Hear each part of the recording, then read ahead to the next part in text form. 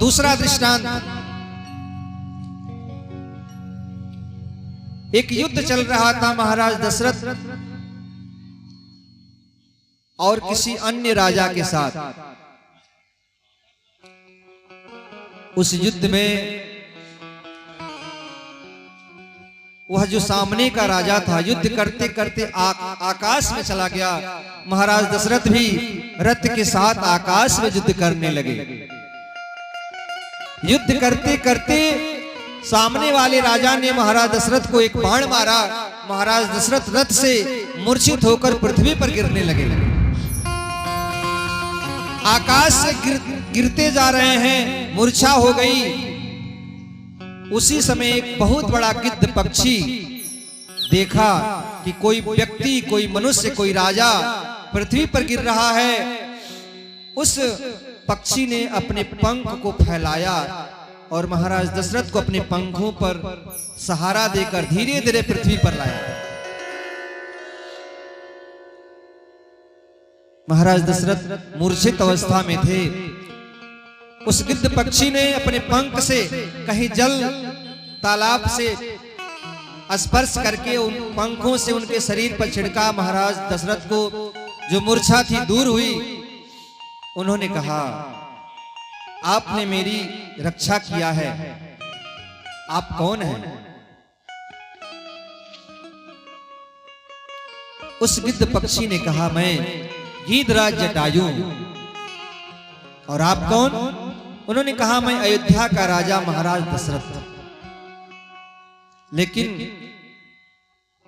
अवध के जो राजा होते हैं, अगर कोई उन पर उपकार करता है तो अपना ऋण नहीं रखते हैं, कुछ न कुछ जरूर देते हैं। आप मुझसे कुछ मांग लो। जटायु ने कहा, मैं आपसे क्या मांगू? मैंने आपकी रक्षा किया, बस इतना ही बहुत है। बस देना चाहते हैं तो आप मेरे मित्र बन जाइए। दशरथ ने कहा, अच्छी बात है। लेकिन फिर भी दशरथ जी ने कहा, नहीं नहीं, अगर मित्र बन गए हैं तो मैं आपको कुछ देना चाहता हूं। जटायु ने कहा, मित्र अगर आप मुझको कुछ देना ही चाहते हो तो मेरी कोई संतान नहीं है, आप मुझे कोई संतान दे दो। दशरथ जी ने कहा, मित्र क्या बतलाएं, मेरी भी कोई संतान नहीं। उस समय भी दशरथ जी कहते हैं, एक बार उस समय चिंता की कि मेरी कोई संतान नहीं। लेकिन उन्होंने कहा, मित्र चिंता मत करो, अगर मेरी संतान हुई भी तो मैं पहली संतान तुमको दे दूंगा। और संत कहते हैं कि जब प्रभु श्री राम का जन्म हुआ, चारों भाइयों का जन्म हुआ, महाराज दशरथ ने जटायु को बुलाया और पहली संतान राम जी थे।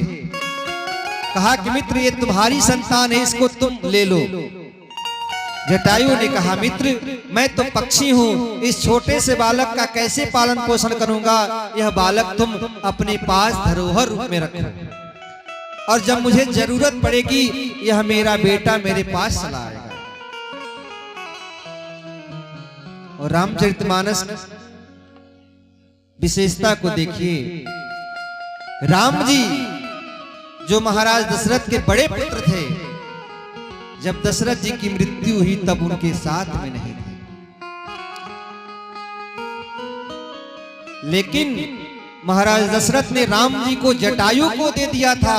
जटायु राम जी के पिता थे, इसलिए जब जटायु की मृत्यु हुई तो राम जी के हाथों उनका अंतिम संस्कार हुआ। पितु की अंत क्रिया करने को